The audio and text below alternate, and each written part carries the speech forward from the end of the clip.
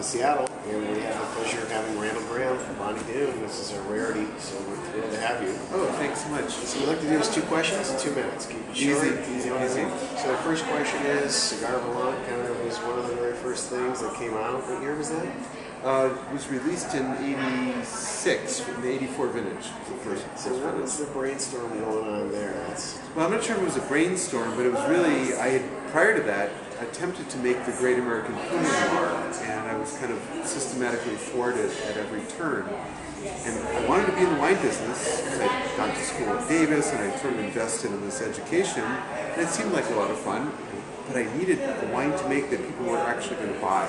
And it wasn't going to be Pinot Noir, that's for sure. And I had this very simplistic idea that is warm and dry in the southern Rhone and warm and dry in the central coast of California. Ergo, maybe southern French varieties could be interesting in California. So, a very simple idea, but it turned out to be correct. And one thing led to another, and I've had intermittent positive reinforcement. And that's why I kept doing what I'm doing. Well, it seemed to me that the wine industry has always been a little bit conservative as far as how they package their wines. Yep. And you seem to break that mold. Well, I was ahead of my time, if you will. Now, of course, you can't get a normal wine package anymore. And I think I'm thinking of myself now as a Tory rather than a radical.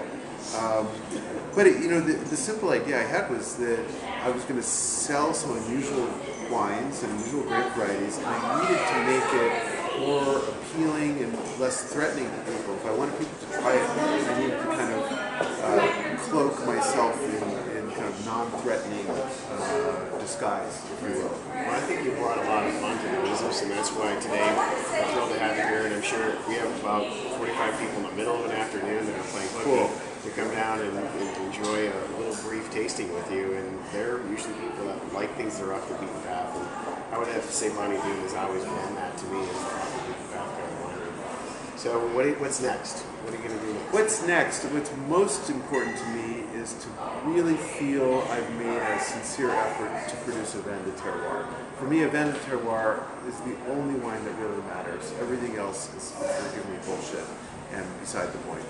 But a wine that expresses a sense of place is quite special. Right. And so what's one of those places you want to bring to the people? Well, the place that I would most like to bring is we have a little site in San Juan Bautista, which is near Santa Cruz, and it's a very special spot. And I think potentially we can give it the old college try for a vin de terroir. And what's the grape variety that you think? Well, that would of course be way too simple. Way too simple. The thought is not to actually make varietal wines, but really compose very complex blends of a vast array of genetic material, where in fact every plant will be genetically distinctive from every other one.